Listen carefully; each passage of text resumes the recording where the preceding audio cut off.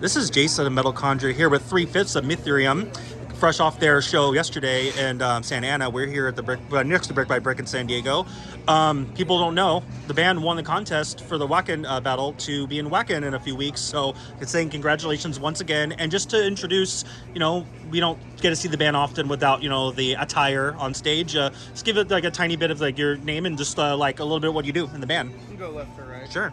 So my name's Ben. I go by Hagawaz on stage. I play drums for the band. I've been playing with Mythraeum since like 2017. I started just as live drummer because their other drummer lives up in Portland. And then he quit, so I became full-time drummer. I've been doing that ever since. Yourself? My name's Anthony. I go by Plague on stage. I joined the band in July of 2019. I actually was a big fan of them before I ever joined them. You have been our mic stand before. I have been your old vocalist's mic stand before when we were at a house show and somebody stole the mic stand, so I had to hold the mic for their singer-guitarist at the time. But I saw them for the very first time when they played their very first show as a band in 2014 in a shed at some house show way out in the fucking Boulevard. And I knew that they would go far. I never thought it would be with me as their singer, though. I'm Zach. I go by Algies. I joined a little bit earlier than July 2019. I was originally just a fill-in guitarist for the old singer slash guitarist. He just wanted to sing and he had hurt his hand, so I filled in. He eventually decided that he liked it better being a lead singer, and from there it just kind of transpired into me being full-time guitarist. And so again, a few weeks ago, I went to the K Bastard Hellsot show, and then talking with Eric, interviewing Hellsot before the show, and we were talking about the band. He mentioned the band that won the contest, Mythraeum. I'm like, okay, like I never really got to see. I know Voices of Ruin won a few years ago. I'm familiar with them, and I know the guys too. But it was my first time not including a band I've seen for so long win. I've never heard the band or anything. So, what's it like, with what I do, hearing a band that won a contest that's going to be going to a big one of the biggest festivals in our genre's history. So like we'll see what that's like. And it said initially, like right away, like, and I put in the review that I know why they won. It was very unique quality black metal that doesn't take. It's not copying the original stuff like exactly to make it good. It's finessing it with these different like details and other genre like in there. And I think black metal is. It's fine by itself, but when you incorporate other aspects and genres with it, I think it could be fantastic. So just with the experience and writing, tell me how this particular sound of Mythraeum came to be. So our original member isn't here right now, and he's the only member left of Mythraeum. The only original member. The only original member. So the lineup has changed a lot, but he has, for the inevitable return forward, he's done most of the writing. We do have a new EP that's going to be coming out after Wacken that he and I both sat down and kind of wrote down a lot of stuff together. So we actually had the chance to have that time together, intimate time. And we've been friends for like 10 years now too. So we go camping and stuff. We're always writing stuff for fun, but now it's more. We've like all known each other for a while. Yeah, I went to high school together. Yeah, we went to high school together. So we have that bond. We were all friends before we were bandmates, so that helps a lot. Definitely. And like so just so what about the writing? So like the actual like writing process though, is it basically the you're the vocalist, you do the lyric part, you're the drummer, you do the drum part. Is it more pretty much based off instrument, or is there a lot of more collaboration between instruments together? It's more A lot of it comes from you guys just kind of screwing around during practice and finding a riff that sounds cool, and then next you kind of build on that, and then it kind of becomes a song. We record it and then just kind of go to the drawing board and what we like, because there's obviously a lot of like throwaway stuff that we're like, not really us, or that'd be cool if we had that there. So just kind of piecing stuff together. Lonzo's really good at taking all those bits and pieces and with you two just getting it all Piecing into it a together. song, like a solid song. He's the bassist, right? As guitarist. He's a guitar player. Okay. And the only original member left. Nobody's killed anybody yet, so we're not a real black metal band yet. Yeah, that's after Wacken, right? And so like the way I guess I describe hearing the music initially is that, again, just me personally, just a preference. I said the other day that black metal, like when you start with the riffs, all the other stuff, the atmosphere, all the other things come with it. And I think there's a lot of black metal bands, even the old ones who are finding their sound, we're just focusing on just that sound first. And so the riffing would be a little mundane, maybe a little primitive, or, you know, some people maybe like the extra old school. I like, so like more the dissection, the emperor, the, you know, that like the dynamics with like the cymbal working out that, you know, like told it off before the how they do this, that symbol like during breakdowns for black metal, just those little extra details. Which That's are a lot of what we were definitely going bigger for. influence, yeah, dissection, emperor for sure, a little bit of mortal, some windier. And I was saying about actually, like one of the songs too, like the ending had that, like that Winder very, you know, like Valfor had that, you know, like those emotional, like high-end riffing. It was tremolo, but it was just these, you know, the dun, like the very classically sad. It was, you know, very depressing music and a compliment, I mean. And you hear a little bit of that, but like you just hear those moments. So Something our bassist Nick pointed out while we were driving up to one of the battle shows to me, like there's not too many bands that have lead riffs in the guitar the entire song. Like, That is true, yeah. all our songs, there is some like lead melody line happening the entire time.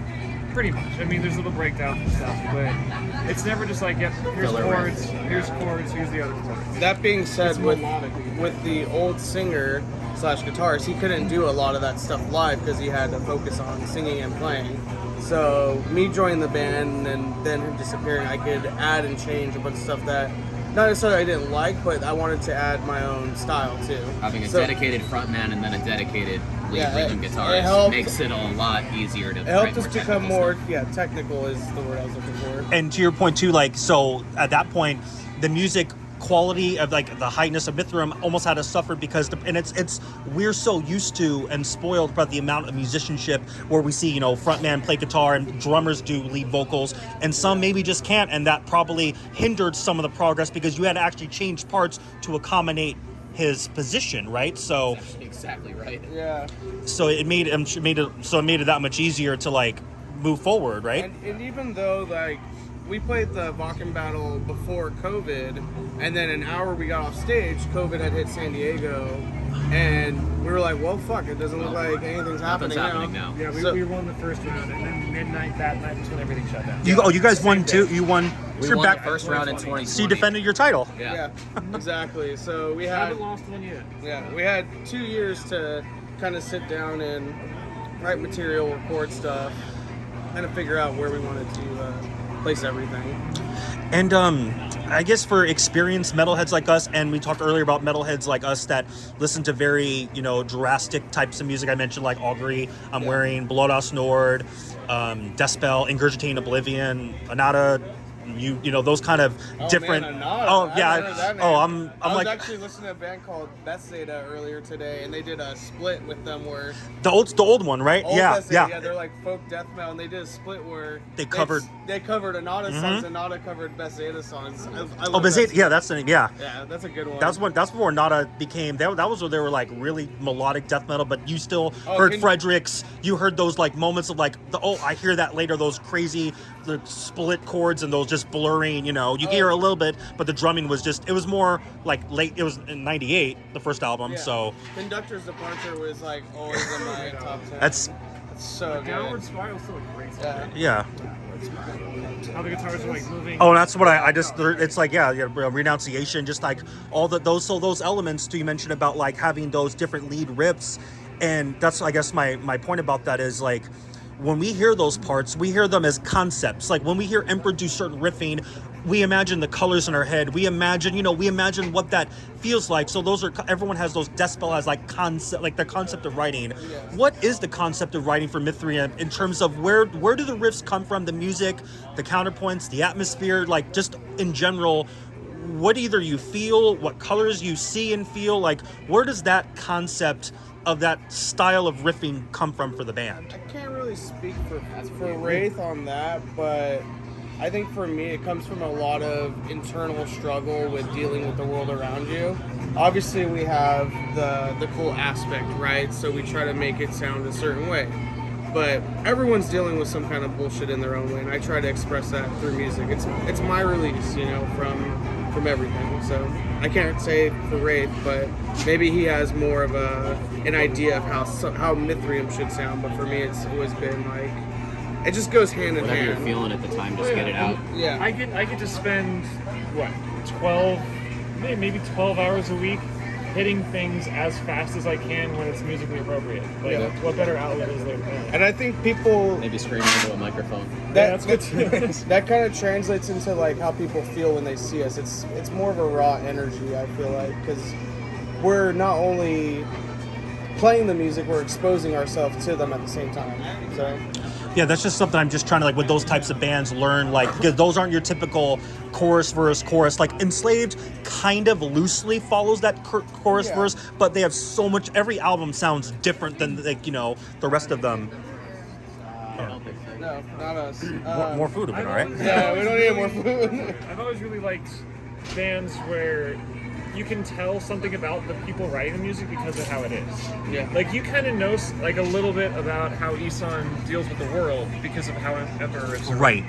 And so that's kind of important to me, like, to be able to express yourself enough that way. Instead of just like, here's a song, I don't know, sounds like a song. Sounds like something. Yeah, there's definitely moments though, like Through the Nether is a great example of we return to the main melody through it. So it gives kind of like that, oh, here we are again, kind of monotony, but then you move forward through the journey.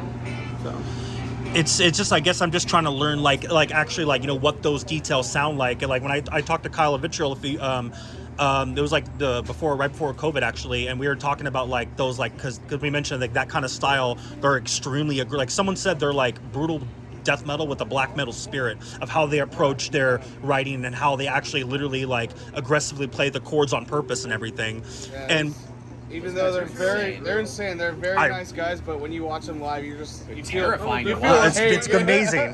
When Gravesville played with them years back, they like kicked everyone off the stage. Like, they just played on the floor, like this far from us. Like, all right, this is the scariest show I've ever been to. Terrifying. But All right. No, but we welcome that terrifyingness.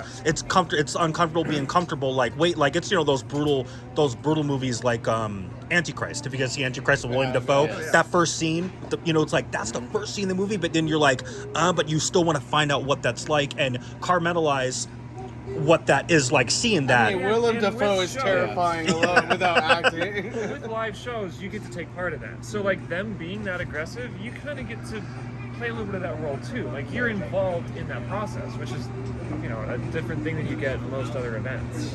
Like, you're not just watching something happen; you're part of it as well. That's, yeah, and no, that's a valid point. And just learning the basis of it. And he mentioned too, like he said like the reason like the Deathspell can do what they do. Those bands, they look at their instruments as tools. They're not picking up a guitar. This is how a black metal riff's gonna sound. This is how a death. And I can hear a little bit, like a little nuances where I don't like, I could be wrong, but I don't believe you guys are writing it has to be black metal this, black metal that. Maybe that just comes out that way. But I guess they said that using your instruments as tools again, like with either certain drum parts and just like ulcerate, just doing these different kinds of we don't things. pigeonhole ourselves into any Right. particular like anything. No, It's like I mean, if we like at the something, most it'll be like, oh, like, okay, after this riff is that kind of like Marduk-y riff, and after that riff it's the, I don't know, some other band like that style. Wasn't there of thing. one That's how song it where like feels. your and then it the goes to the very storyboard big for it was part, like and then- Marduk riff, Take riff, yeah, dissection melody.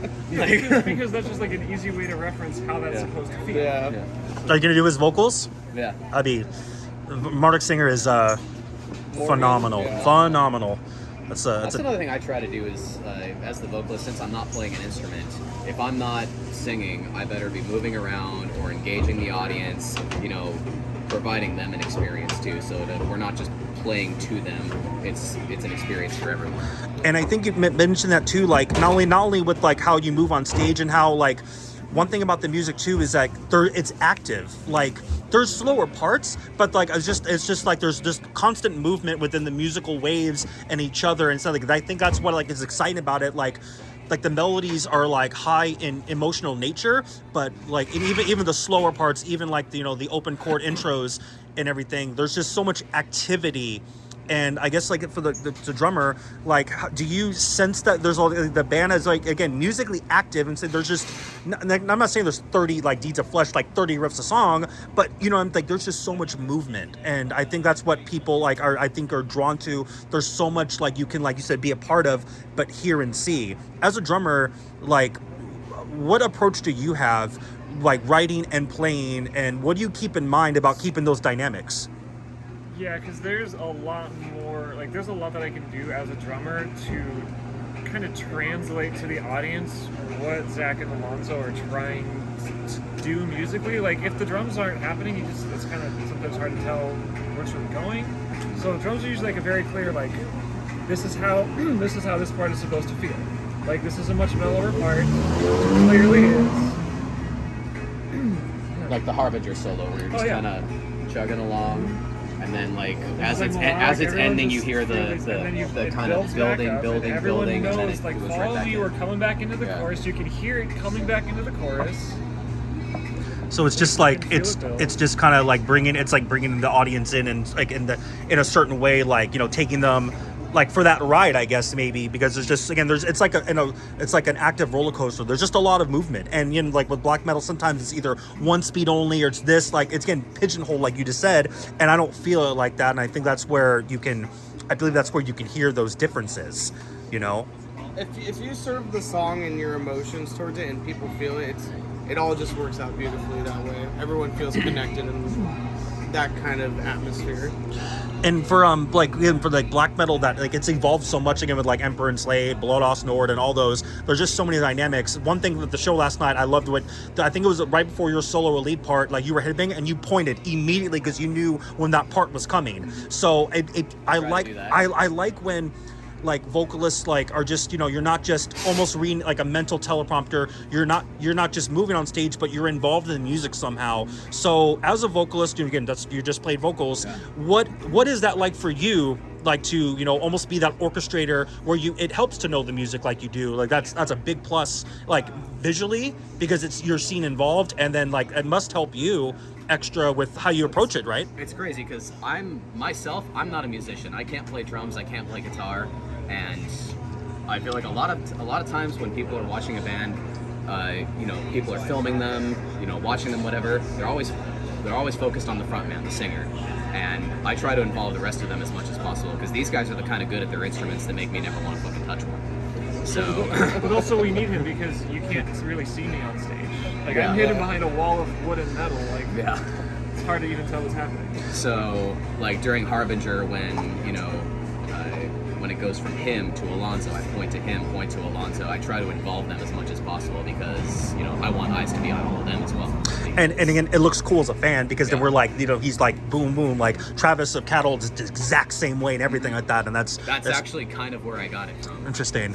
Well, we used to share a practice space together, and we've seen them, I don't even know how many fucking times. Yeah. I saw him back when during I'm from in Orange County. There's a venue called Chain Reaction. They used to be the band that opened for every show. I probably saw them 5 or 6 times there alone, you know, before, like right when Humanoir came out, and Epicenter like too. they did that's the same one. The Metaphor Cafe. Or Metaphor, Escondido. No, that's a small world, you know.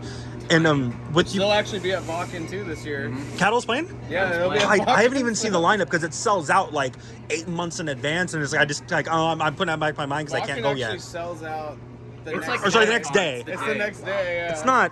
95,000 people. That's pretty fucking insane. Wow. Yeah. Someday. So my friend went to Hellfest just a few weeks ago, so they're experiencing what that's like. So as the guitarist and drummer, like, so I'm trying to like even learn even like on a nerdy technical level, or just to kind of find out what those ideas are. So talking about his vocal approach, as musicians, what can you say about his, like, what do you hear in how his vocal diction, rhythm, and like going with the songs, like what can you describe, like as a musician's point of view, his vocals? I'm just like to hear the dynamics that you both feel as people and as musicians through and throughout. Well, being his friend longer than being actual bandmates, going to shows together, singing in the car on road trips and stuff, I've always, and even like, I forgot what fucking album it was, but he learned it in a day, like back to front. And I was like, dude, like, That's a fucking talent. You should He's use the one who that. encouraged me to try out.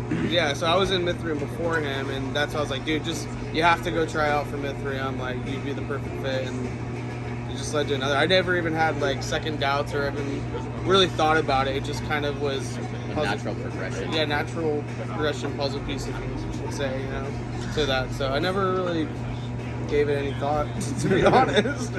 So it's just like having the knack to like, memorization, and then, again, knowing like which each, if I ask him do an East impersonation, do this impersonation, he can probably get some of those like dictions, those notes, the kind of sounds, so that memorization is really helpful.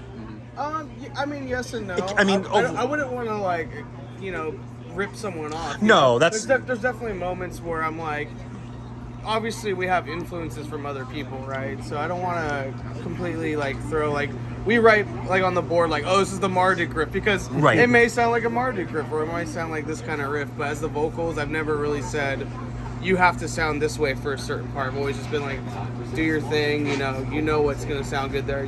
You have to feel it out for yourself. If for whatever reason, if you ever did anything wrong, which you haven't ever, Yep. I'd be like, Haven't you ever been like, hey, can you phrase that rhythm slightly different? Yeah. Like, that's it. I guess I misread the question. I meant my thing was having that ability is like good for like in the band, so you can do so many different types of things more than, again, just being the singer. You can get really involved, not even playing an instrument. I meant more of using that kind of talent and memorization. That's what I meant more to say. We also usually do like smoke and incense, and he has like a blood ritual that we do, and we have props. Like, and I can't do any of that stuff from behind the drum set. Yeah. Like, and all that atmosphere helps. Like, it has to add something. Yeah. and even as guitarists, like we're playing technical riffs, so we can't just sit there, at least not for me and some parts for Alonzo, we can't just sit there and always headbang the whole time, because it's hard to do it, and play clean. So what you sacrifice as a musician for showmanship, you sacrifice how it actually sounds too. I've tried to headbang, and my hair has pulled the sticks out of my hands while Yeah. I'm playing and launched it across the stage. And that's where I step in. Like, I love the windmill. That's my thing. Inferno makes it look so easy. Yeah. And I'm not speaking for every black metal band, but anybody that tries to wear corpse paint and headbangs. Oh, and it sticks to your face. It sticks to your face all the time. It's so bad. Wow. So, yeah.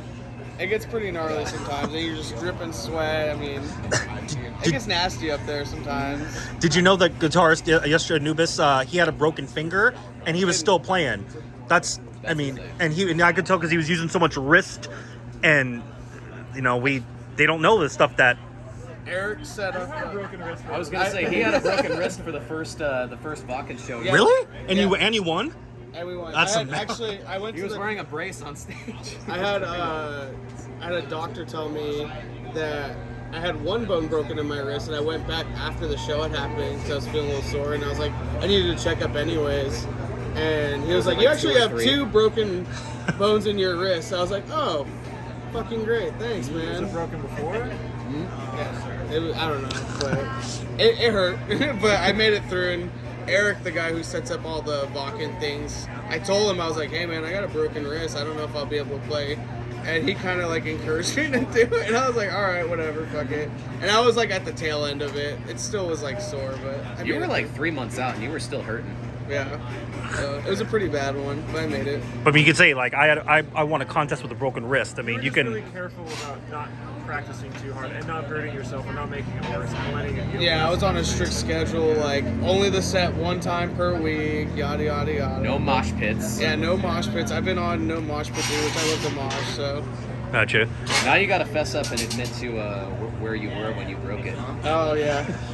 All right, fine. I broke it at Cradle of Filth. Was it the Observatory? The observatory in San Diego. oh, was it the tour they just had with the Cruelty and the Beast tour, right? Yeah. I went to and my first time finally seeing them play. Which was a great fucking tour. Great show. Danny, They've been great every time I've seen it. I- 2 times. I've never seen them before. It was kind That of was- like a high school like need to see band. that was my first time, and Danny, like, he would put his vocals like this far away, and like he still sounded really, really good. I don't know how he reaches those highs with his like age, you know. Cruelty and the Beast is my favorite album. they ever put Same. out.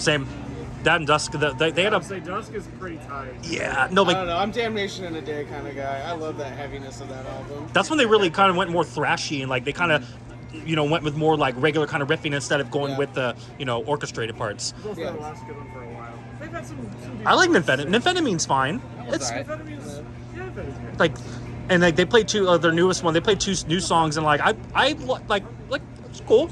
Like I wasn't like ugh, you know. I actually like when bands play new stuff. To be honest, I don't want a greatest hit set from I bands. Them in saw probably them- 2 years, to be honest. I mean, when I saw them, they played like something from every album, like something from the album they just put out, and then also the Principle of Evil Made Flesh. Like every album. That's what I like. And yet it all still sounded good. Yeah, It all still sounded like and it they did when played it it came all out. very well. That's so important. Like I'm an enormous Megadeth fan, and their performance is great, but the set list is quite stale. I know which album it's gonna be. Behemoth is also the same. Their performance is great, but I know what song it's gonna be from this song. It's gonna be Christian's Alliance. It's gonna be, and when you I know, couldn't agree more, and I say that as a rabid Behemoth fan with 2 Behemoth tattoos.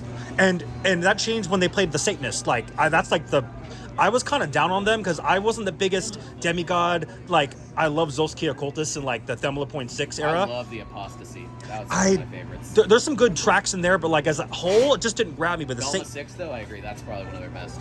and then like and the Satanist, like it's so like I guess there's different things when an album you like comes out, then just play that whole thing. And they did. I saw them play all of that, and then the encore. Demigod. It's the best one. I'm never really like. I like Demigod live, but the layering on the vocals just kills it for me. Yeah, the vocals are a bit much.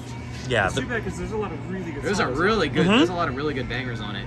yeah, but that's my point that I say about that. Yeah, like I want to see a different. And it doesn't have to be the songs I like. Like it's a test. Like it could be a band that like you like. If I know it's a test because you're playing songs, just play different stuff.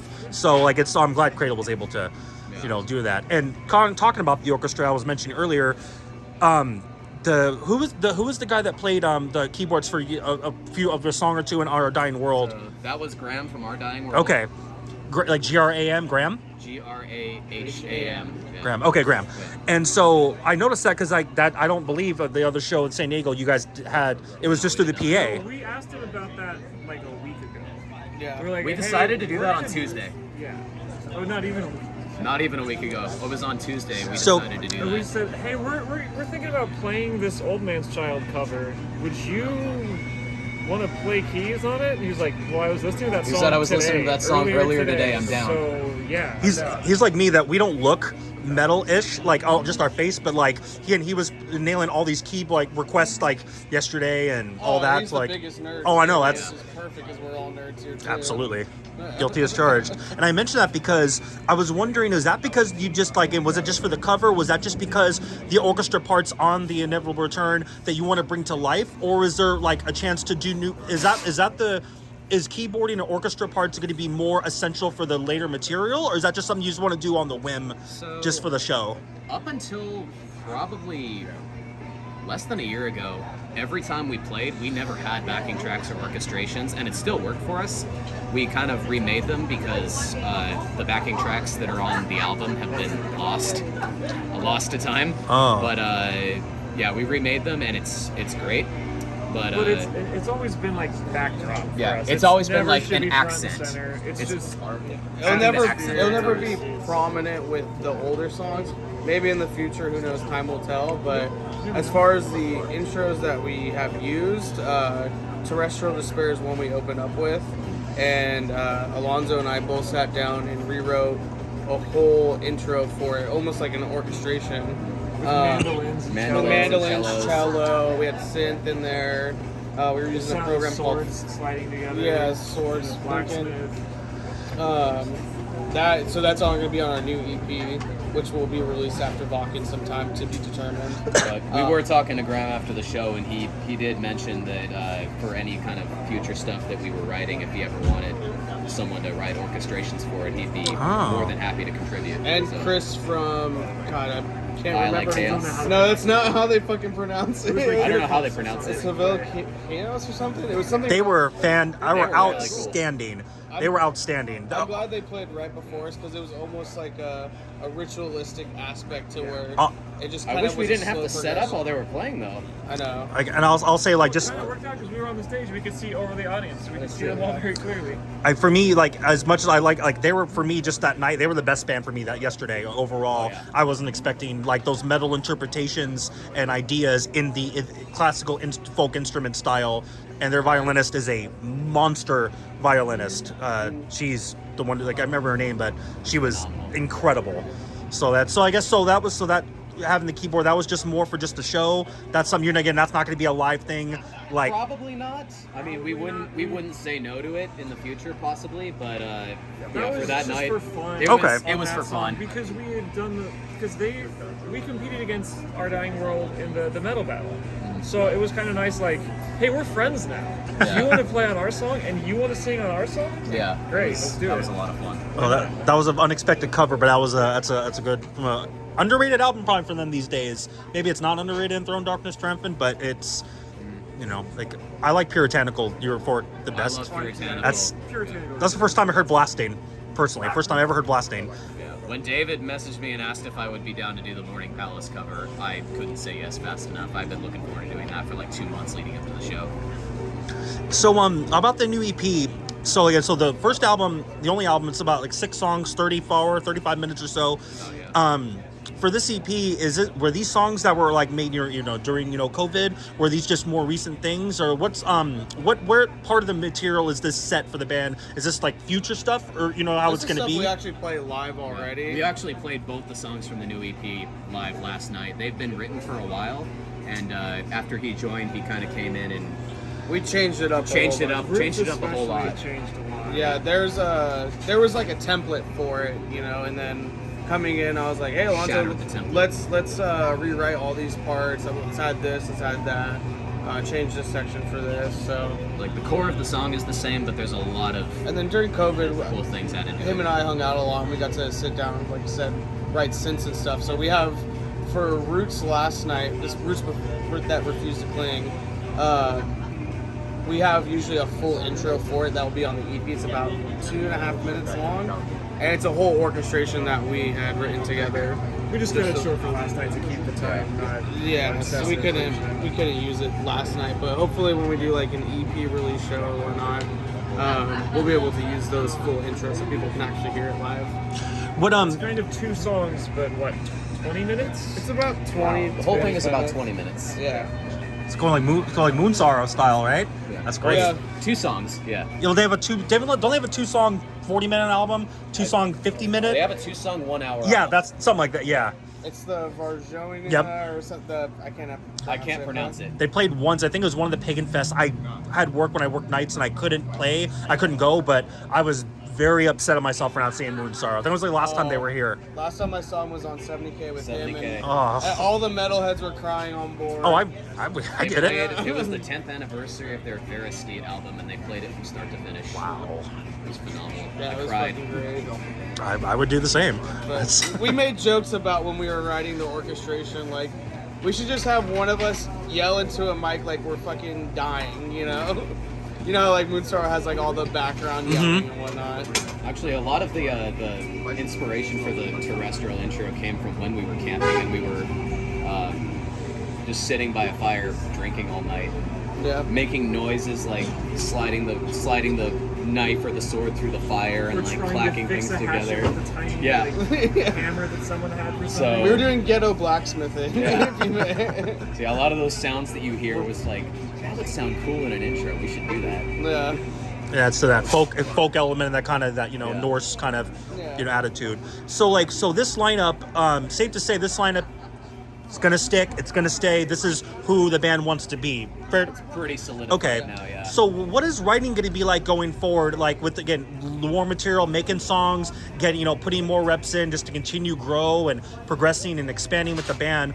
What is the new writing ideas? What have they been like talking with each other? Like, is there going to be different roles now, or is it going to be very inclusive with everybody, with Alonso and everyone, or Oh, what's yeah. what's the think new so, yeah. process like?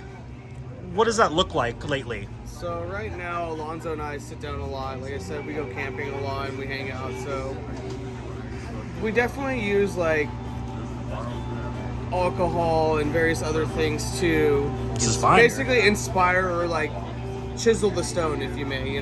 Well, it's like being a writer. You write drunk and then edit it sober. Yeah. Get everything, That's a good- let everything out. Get That's it all great. down, Yeah. and then you figure out how it's actually supposed to go together. I mean, but anything's inspiration, you know, from whether it's our own personal life, nature, the actual mysticism of the Mythraeum. Writing lyrics for me I kind of have a lot of my work done for me already, because prior to me joining, the band already had kind of an established, you know, mythos and story that they were going through. So we might maybe try to close that chapter in the next couple albums and then try to start a different story. But for I'd say at least half of the Inevitable Return album, it's for the most part a concept album. Have you written any lyrics for the band so far? Any idea? Anything? I wrote the lyrics for Where Roots Refuse to Cling. All the other songs had lyrics prior to my arrival. I did change some of them and added a few things here and there, but Roots is the only song that I've completely done myself. And there were lyrics to that, but no one knows what they are. Nobody knows what they are. Only the old singer had any idea, and we never recorded any of it. I don't think we have any videos of him doing it live, so... Yeah, but they're probably better now anyway. So. Probably. The transition between the old member and the new member was rocky to say at best. So a little bit rocky. A lot of things got lost. We have another song that we actually used to play live. Halls. Yeah, Halls of Halls of Forgotten Will. Yeah, Halls of Forgotten Will, but that might that'll probably get changed again in the future and rewritten to something else. So. I thought you heard Halls of Enchanted Ebony. That'd be a really good cover. Yeah, right. We're Be a good one. we are Agalock fans, to say the very least. Oh, absolutely. Yes. Yeah, your whole back is an Agalock. Oh, my whole side right here is Agalock tattoo. We were talking earlier yesterday that we went to all the same Agalock shows. Oh, you were at the All of Scion those. Rock Yep. Fest. Scion Rock Fest. Yeah. 2 shows I played Echoplex. Yeah, I was there with Faustine Echoes. They did. Worm or Boris was playing. Yes. Yeah, that was fucking a good show. Oh, you saw my friend's old band from what was it, Ascorian, a million Yeah. years ago. My friend Scarlett played bass in that band. I've seen Arcona there, and so Agalock. I was mentioning, if you ever seen Don's other band Sculptured, it's his more death metal, but like the first album is like romanticism, like lyrics, like they actually takes clips from like 40s, 50s love movies, but like it's very like there's a violin cello play, and then the last album then was like very obscure, crazy death metal, like with weird timings, and so that's a good recommendation. Big fans of them. Yeah, Sculptured is I'm sure, but death metal you like exactly, but not the biggest death metal guy. I love death. Okay. I like more melodic death metal. Like Our Dying World last night. That's right up my alley. I love that. They were phenomenal. again, like that album. Just like I have to get used to the sound a little bit, but the sound was very good for them. Like quality, and it was louder than a lot of the other bands, and I was like pretty impressed with like different speeds and pronunciations of their music and everything like that. So that's they're Death metal wise, I lean more towards the melodic side. I'm not so much like brutal or old school. well, death metal. Sculpture is a lot of melody. I'll show you a little clip later. I think you'd really, and it was the lead guitarist of Agalock, so that's his band, and then 'Cause I love bands like Calma, Mors Principium Est, Old Norther, stuff like that. you see Calma in Mythraeum a couple years ago. Oh yeah.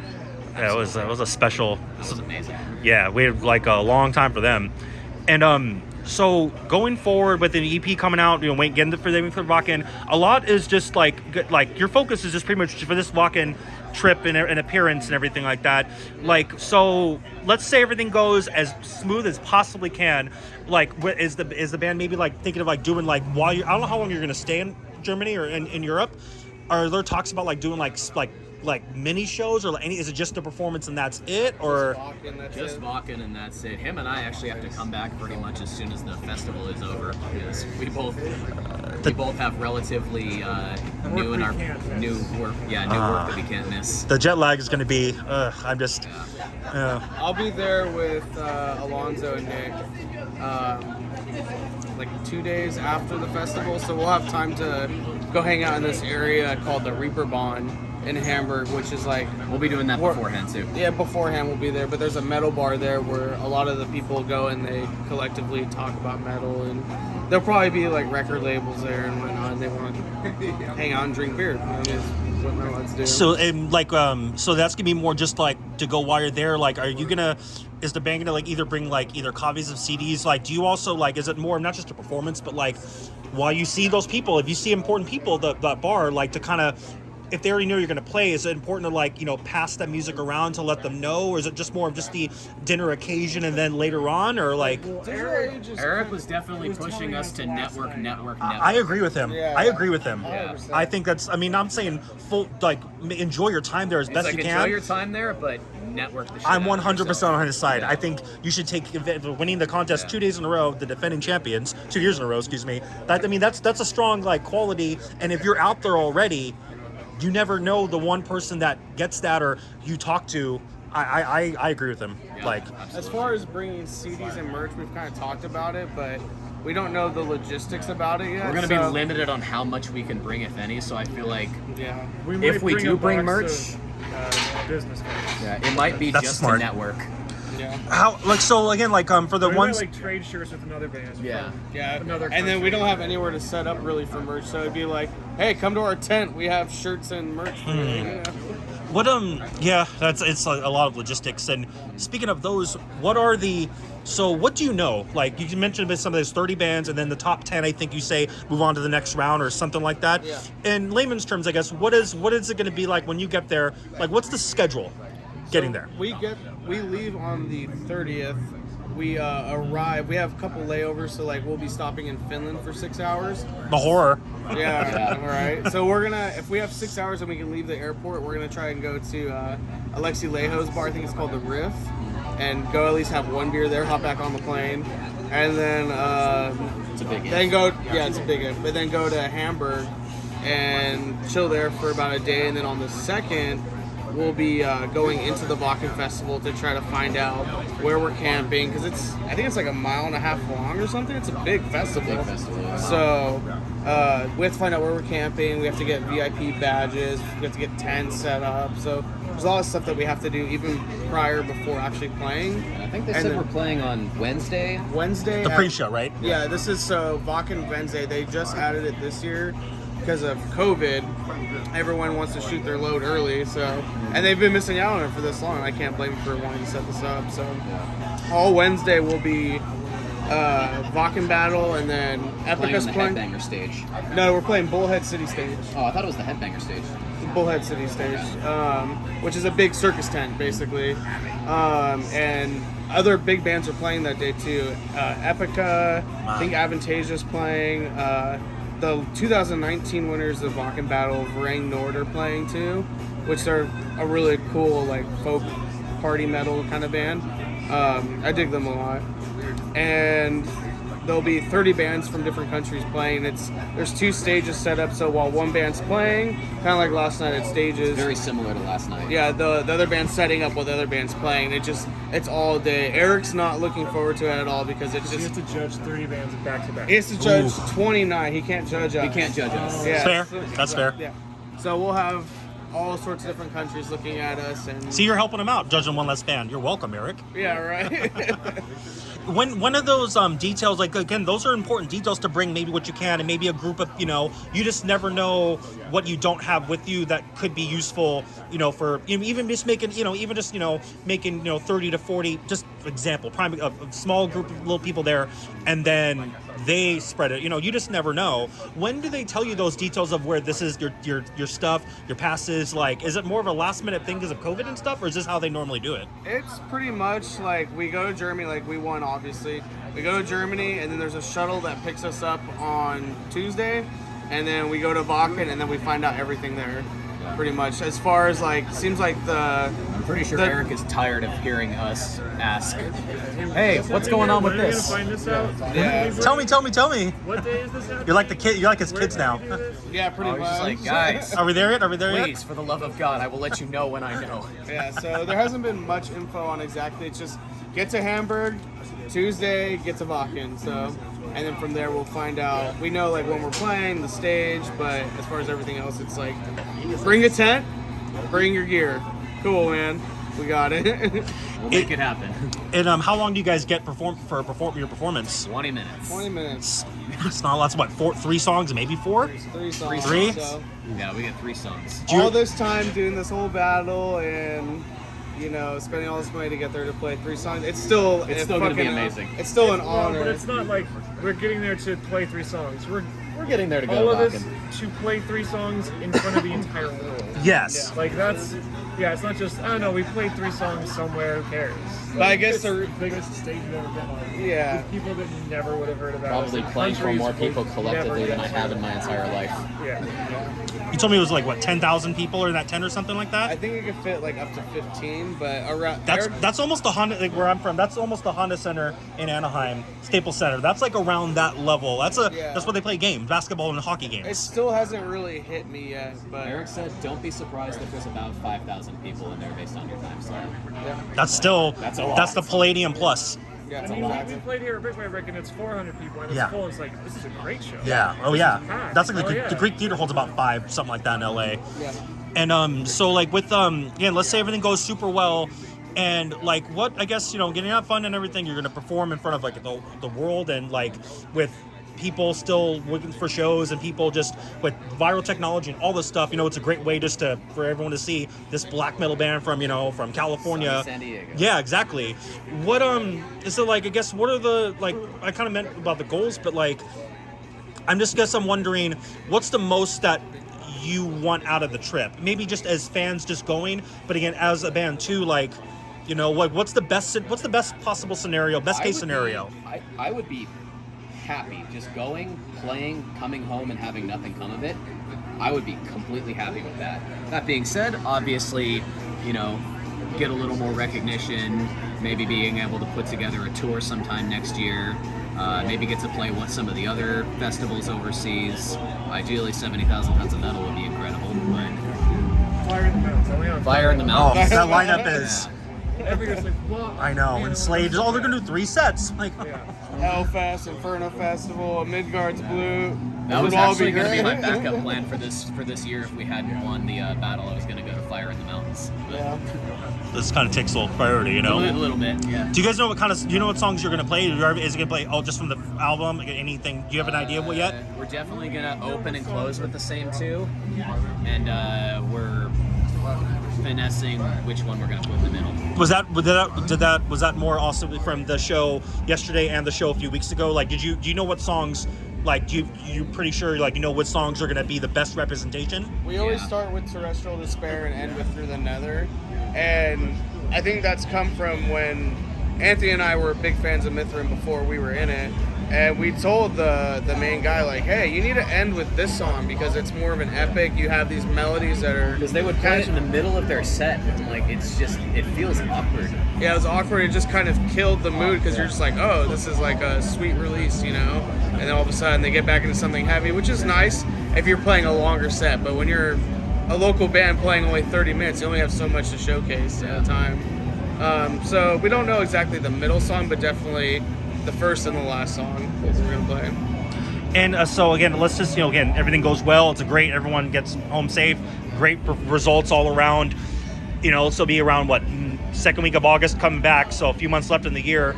Is it more of a priority just to just work on the craft and just get through day job stuff and then find the best shows, or is there a possibility of doing a little bit of touring before the year closes? Is there any ideas or anything that's kind of touring? We have a lot of stuff with the EP release. Like we've got a lyric video that we are going to put out for it. We are planning on filming a music video for Terrestrial Despair. We have an Indiegogo that has, I think, 9 days left right now, and part of it's you can donate money to become a live video actor for the music video that we're going to record. So if people want to donate to that, they can come to the forest with us and shoot a video. So what's the link of it? I'll post it on here, everything. But what can you? I don't know it by heart. It's on Indiegogo. If it's on Indiegogo and search Mythraeum and you spell it right, it's going to be the only result. Yeah, Okay. so you'll find it on there. Okay, no, I'll definitely I'll share that around too and everything. Help Mythraeum gets a Wacken. Yeah. Okay. We definitely have already a set plan for what we're gonna do afterwards. Work on writing material. The EP releases first and foremost what we just kind of want to release. It all depends, honestly, too, with how Wacken goes, because the winners, I believe, get some kind of lump sum of money and a record deal. That's first place. Second and third also get a lump sum of money, no record deal. Still, that But- all helps. Even if you don't get a record deal, A&R guys probably saw your set and Exactly, might yeah. have given them a business Might get card. something. You might get an email from one of them about So something. I take care again, network, and I agree with Eric. Yeah. It's just kind of a state of controlled chaos right now. Yeah. So it feels good. It feels also nerve-wracking at the same time because you just don't know what's going to happen next. So, but it's awesome. It's In a great. couple of weeks when we're trying to scramble getting to LAX and whatever falls upon Exactly. the morning we have to do. He'll hit you then. Yeah. Yeah. So we have 3 weeks left. So Yeah. we're trying to get everything together. I don't even think I have a fucking suitcase yet. You got. So how long are you guys? Look, how long are you actually like gone for? Is like 5 days, 4 days, 1 week. a whole week? A week exactly. Yeah, so it's Okay. about a week and a couple days for the other two members. So me and the other two because we're staying longer. So we have vacation time at work and whatnot we can take. Yeah, I work at IKEA. We get a lot of. I mean, because of my injury and everything, I think right now 9 weeks of vacation time I can take, Yes. and I still accumulate it while I'm gone. So it's been Right. So it's a nice benefit and everything, and to take those days just to seek out what's good out there and. Oh, I'm very grateful to have it. So, Yeah. especially in Germany, where I actually like kind of want to go see an adventure around. Up So, until this year, you didn't have anything like that, so you're really getting to appreciate it now. yeah, exactly. Better late than never, right? Right? Yeah. Cool. And just like to say like last closing words of just for Wacken, anything you like to let everyone know here supporting you for Wacken, and as well as people in Europe and who will be at Wacken and just everyone around. What would you like to say to both of them and everybody, and what can they look forward to for the performance? Thanks to everyone who supported us throughout this whole thing. We are stoked to be able to, like I said, be a black metal band from sunny San Diego, go into the holy mecca of metal festivals to show that a black metal band from San Diego can stand with the best of Europe. Oh.